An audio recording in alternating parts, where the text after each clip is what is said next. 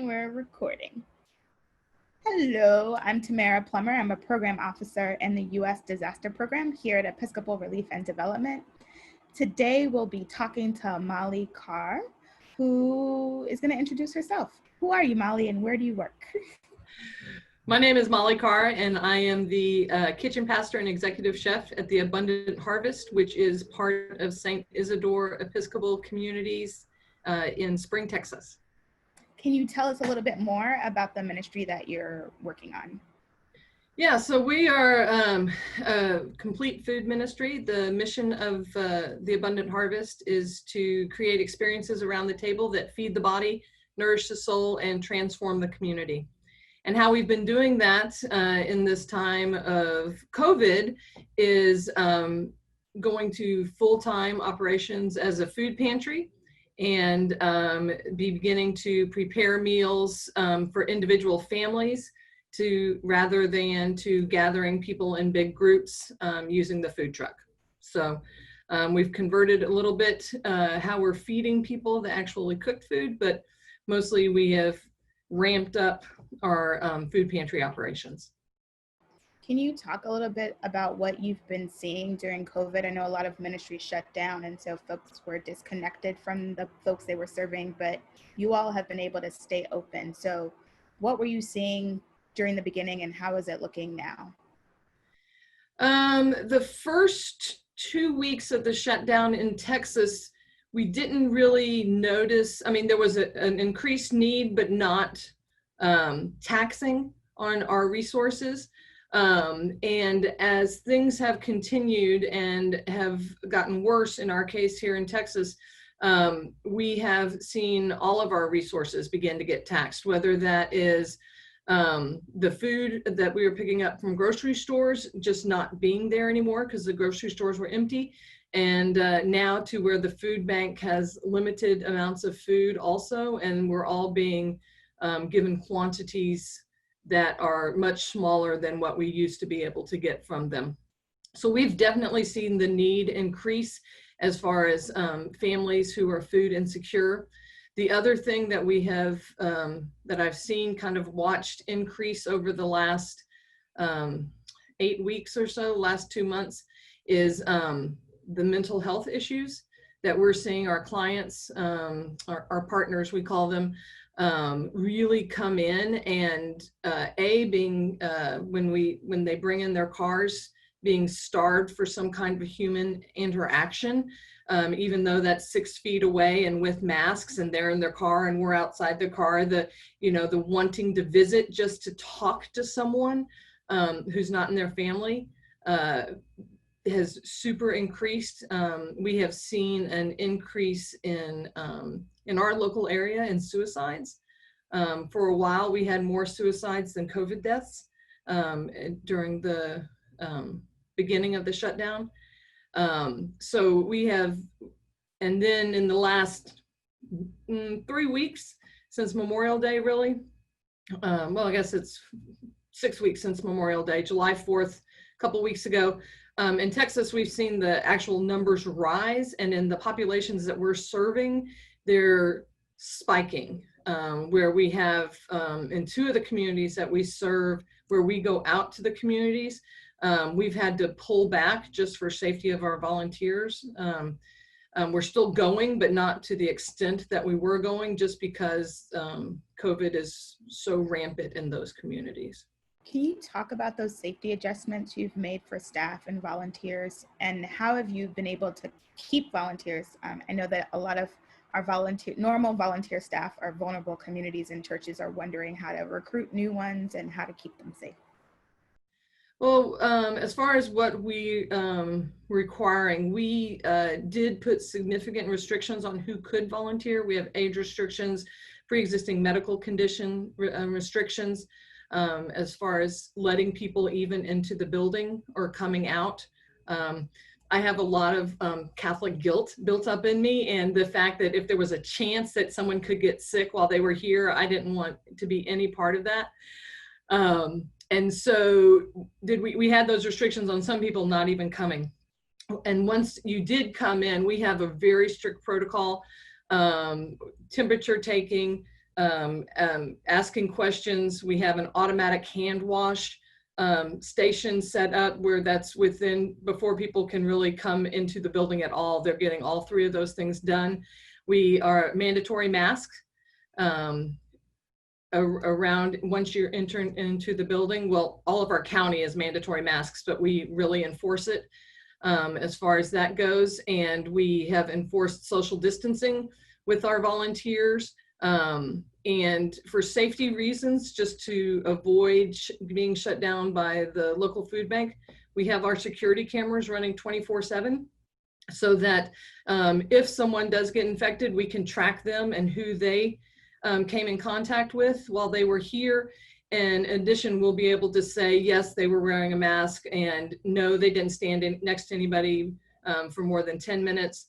That kind of thing. So we're trying to cover ourselves that way also, which has happened to a couple of the nonprofits in our area where they've gotten shut down because someone who was volunteering or a staff member got exposed. And so we've been trying to mitigate that from the very beginning, and we've been successful in it so far. As far as getting more volunteers, we did lose a huge amount of our volunteers, the population of 60 and over. We haven't allowed to come in at all. And to combat that, we've done a couple of things. For a while, the National Guard was called up, and we had a unit of National Guard airmen here with us.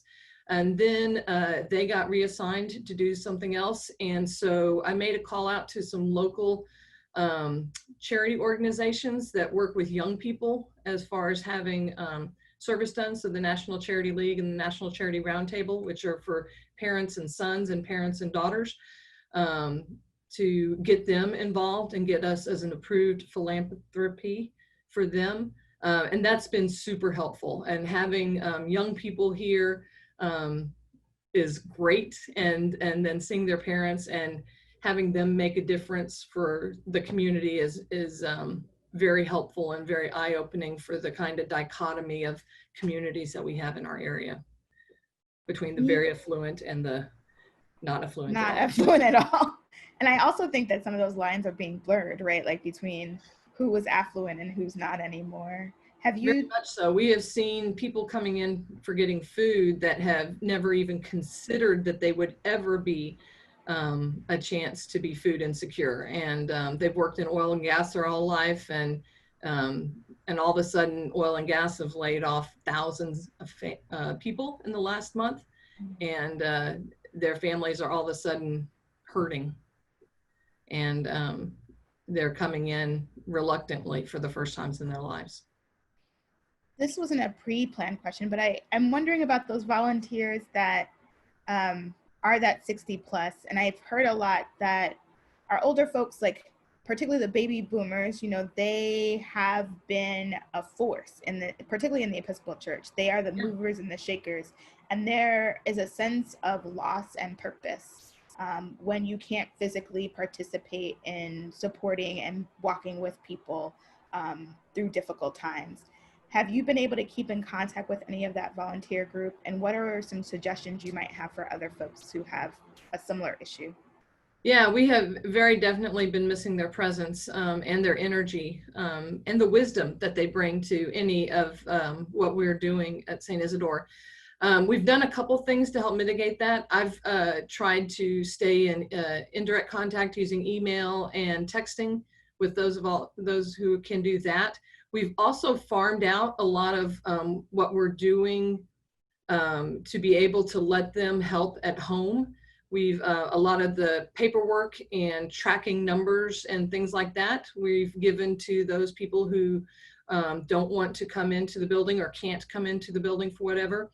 I've also, because we've had such an increase in new volunteers and new donors financially, that they're writing all my thank you notes for me and addressing them, and so I can just sign them and send them out, and that has been super helpful. That's a time thing for me that is they're helping me with.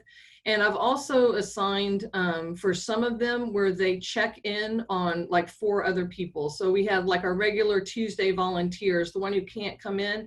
I have someone from the Tuesday community calling all those other people on Tuesday and just touching base with them and saying hi and how you doing, do you need anything, that kind of thing, and letting them rotate that each month. So there's a different person in the community checking in on everybody else in the community while they are homebound.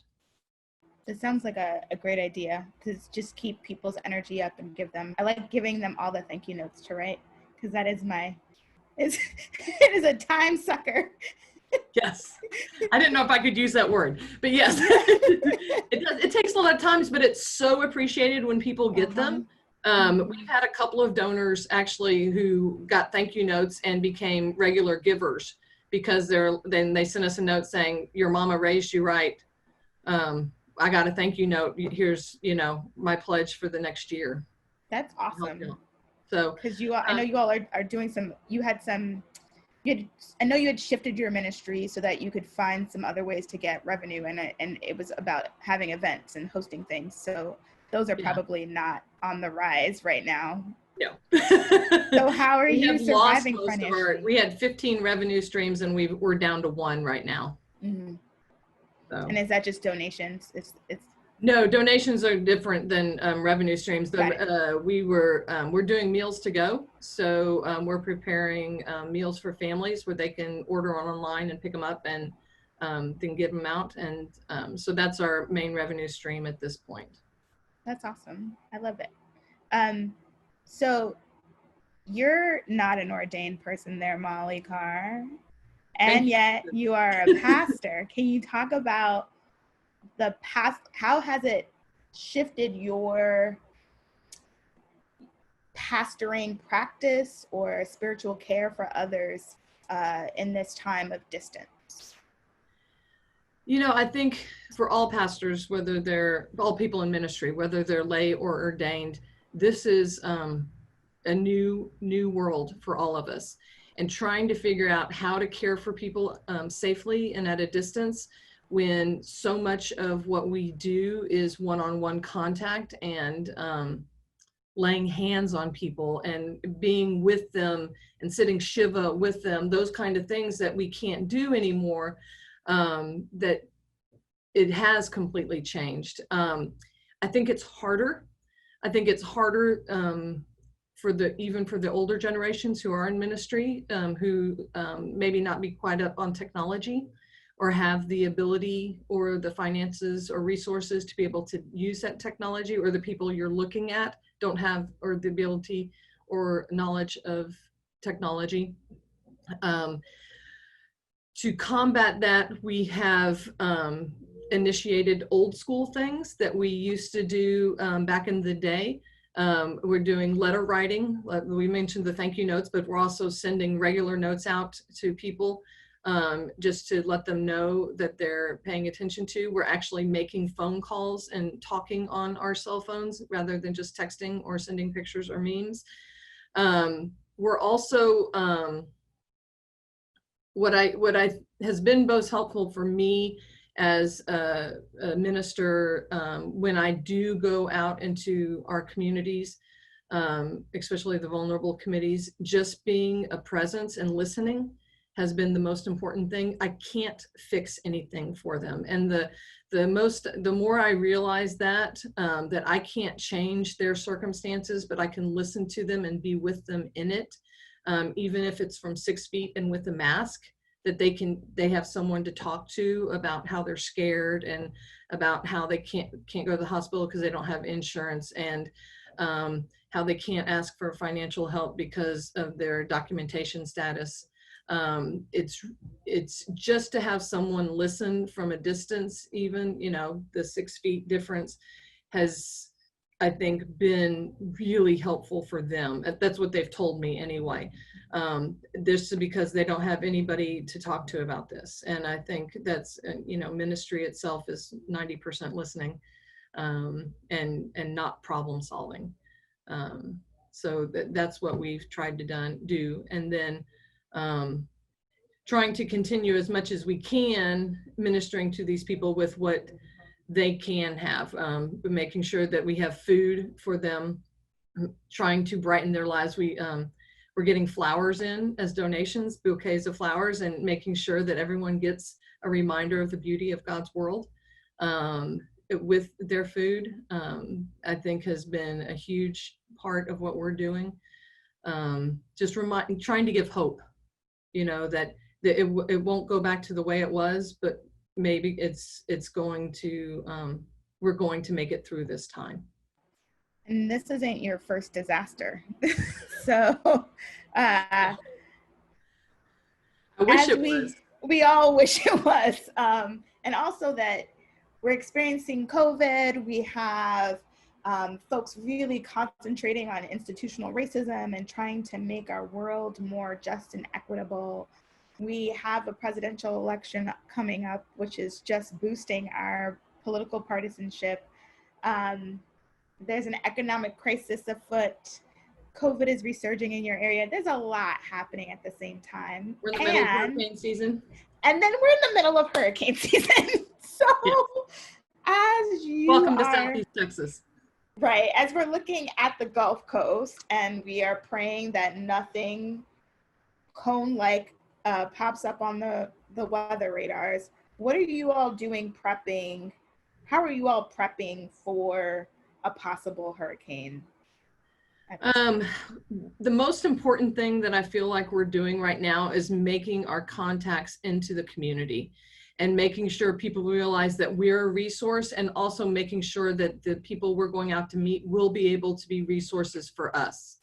So that there's this, not a quid pro quo, but sharing of assets and what we can do. Has been the most important thing that I think that we've done in these months preparing for hurricane season, and in any of the disasters that we've been looking at. The more that we can get out into the community and meet the mechanics and the law enforcement and the grocery workers, the essential workers out there who are out and about, the more it helps us. And that it gives them an opportunity, if they need help, they can come to us, that we have something to offer and they have something to offer. And I think that's been the number one thing that we've done. We also have all the, textbook kind of things that you do with the different plans and who's going to be in charge and who's going to do what. And I think our diocese has really stepped up to help us with that, creating hubs with different parishes, so that when a disaster does strike, the northern part of our diocese knows that St. Isadore is going to be the hub where things will come and go from. So I'm thankful for all that kind of work too, that's done by people way above my pay grade. It's great to have some institutional support. Absolutely. And that's not something that a lot of churches have. I mean, I've worked with some of the other churches in the area, non-denominational or independent, and they don't have that. They don't have, someone helping them make the plan. They don't have that. So taking advantage of the resources that we do have and within the diocese has been super for us. Yeah, we also often say that a disaster helps you plan for a disaster. And so there's a lot of lessons learned from the Harvey experience that sound like they're playing out into this experience. It helps Absolutely. You know. Absolutely, it has. And hopefully that's the wisdom gained, right, as we continue to do this long-term work and short-term work, that we can continue to learn the lessons and find best practices that work within whichever niche of ministry that we're in. Mm-hmm.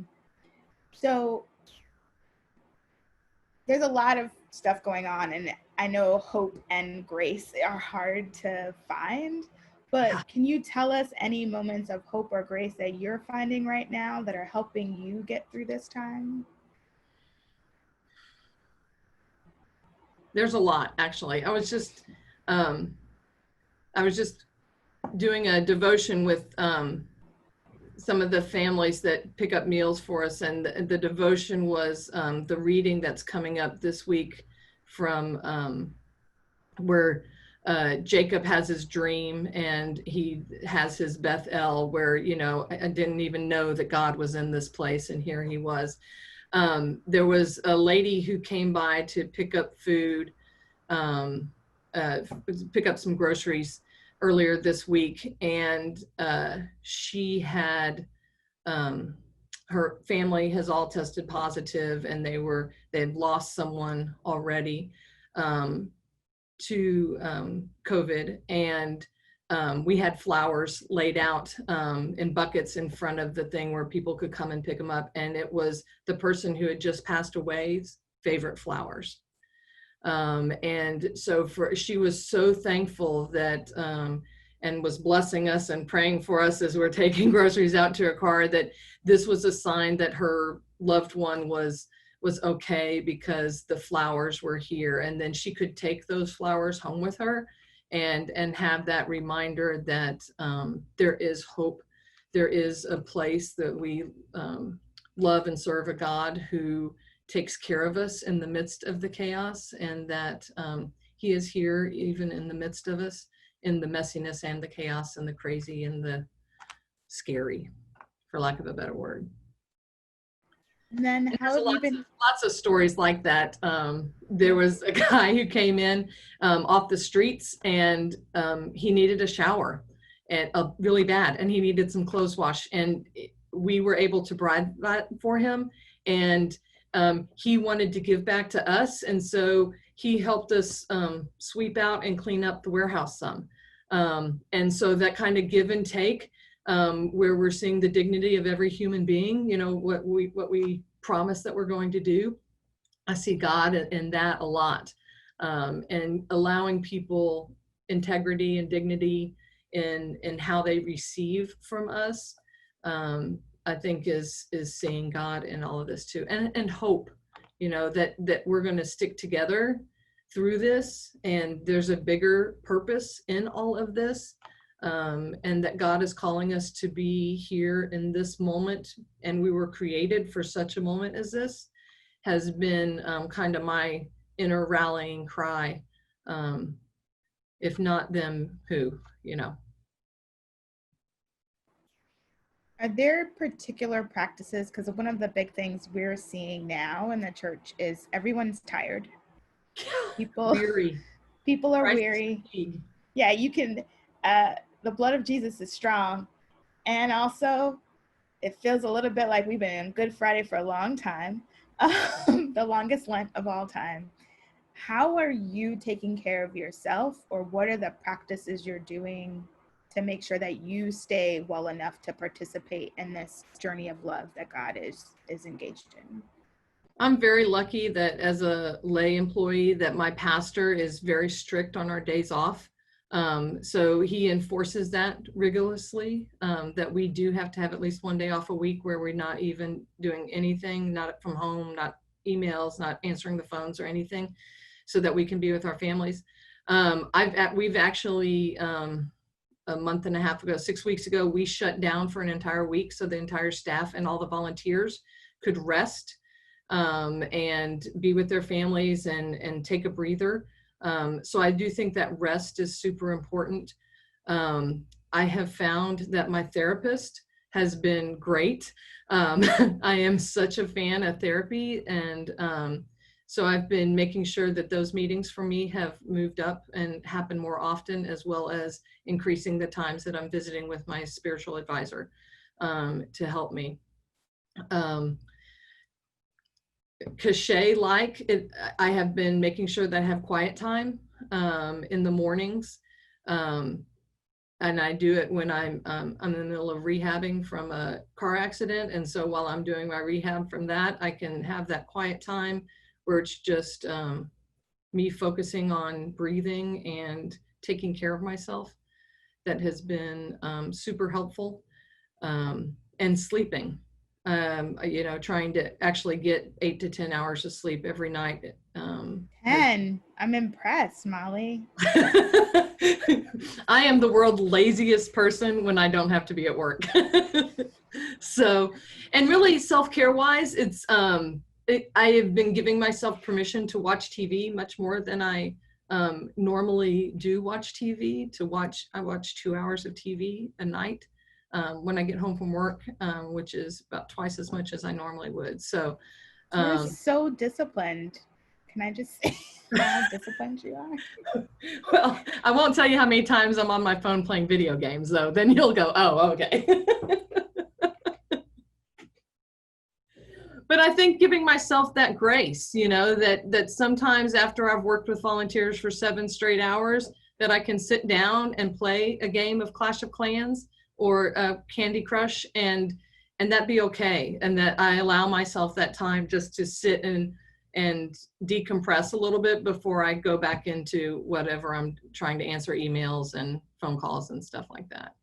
I think that's been the hardest part, is giving myself that grace, that things aren't like they usually are, and allowing myself to not have to be at the capacity that I once was, because that's not an option right now. I mean, we have to be in this for the long haul. That's one of the lessons, as you mentioned, we learned from Harvey, that it's nice if you want to run that sprint, but disaster relief, whether that's from hurricane or economic crisis or pandemics, it's a long haul, and you have to be running the marathon, not the sprint. And this is a long marathon. It is. It's like Ironman-ish. And so, you know, knowing that we have to pace ourselves, and giving us that grace that we're not running, you know, 5-minute miles right now. We're running 20-minute miles, and that's okay. Yeah. That is okay. Yeah. I think that even as a staff in the U.S. disaster team, we do all these trainings where we're talking about taking care of yourself, and we just had to have one on ourselves where we were like, are we taking care of ourselves? Are we lowering the bar of expectation, allowing more grace and space and time for projects? Like the thing that you thought you would accomplish in 6 months, maybe it's going to take a year, or maybe it's not going to happen this year. Yeah, or maybe it's not going to happen at all. That's a hard one. Yeah. And so I don't know if all our folks in the church are thinking that way. And then also there may be some people who their reaction is they've just hidden, like they've just shut down, they've just been insular. And so as a final maybe call to those folks who don't have the energy to leave their house or to get out of their bubble or to get on a Zoom call, what do you hope for the church? What do you hope for our folks who maybe had to shut down for safety, but now are starting to think about how to open back up? What would be your call to that group of people? In a way, it's a challenge, and that can be hard. But I think anytime you're in ministry, when you have a chance, it's kind of an entrepreneur thing where you say, okay, this isn't going to work anymore. We can't gather our 200 people on a Sunday morning, or 100 or 40 or however many people on a Sunday morning. But what can we do? How can we be creative? How can we look and see how things are going to be? And I think that creativity is what I often tell people, is when you are being creative, whether it's for me in the kitchen or someone who's an artist or a singer or a musician or whatever it is, when we are creative, we are being in the image of God, the creator. And that's who we are at our very core, is this image of God who is creating, and he's bringing new things every day. And as we live into that, not as a challenge, but as a privilege, that's saying, hey, we get to set what the new life of this church is going to look like for this next segment of time. And we're in this place for a reason, and God has placed us here, knowing that we are the perfect people to be able to do that, in whatever capacity that we have the gifts to be able to do that. So Church A doesn't have to look like Church B, or Church C doesn't have to look like A, B, C, or D, Z, right? The expressions that we have of church and of worship and of what community looks like can look like whatever we want it to at this point. And that's going to be okay, because God is in the midst of us. Bethel, he is here in this place. And I didn't even know he was here. So can he be in a Zoom meeting. How is that possible, God? Well, he's God, that kind of thing. Or can he be in the letter that you send? Yes. I think that's all very true. And I really think for those of us who are just beginning to get back into it, who hasn't kind of been in it, stepping up now and helping us who have been going 90 miles an hour for the last 4 or 5 months and saying, let us begin to take some of that from you, so you're not doing it all, and let us share this burden together and walk forward stronger. All in the images that are coming to my mind has been those images of Selma and walking across the bridge, arm in arm, linked together. We're going to do this hard thing together. And it's going to be painful, and it's going to hurt, and there's going to be consequences, and yet we're going to do it together. And I think that's what church is at the very core of itself too, is coming together as a community to build the kingdom of God. And that is where we will end, because let it be so. Amen. Please let it be so. Thank you so much, Molly, for being with us today. Well, thank you so much for inviting me, and thank you for all the work that you all do up at Episcopal Relief and Development. You help people like us be able to be troops on the ground, and we could not do it. Honestly, we would not be doing the work we're doing right now without the help that y'all have given us, and the support and the encouragement that you all have shared with us. Anytime. Thanks so much. Bye-bye.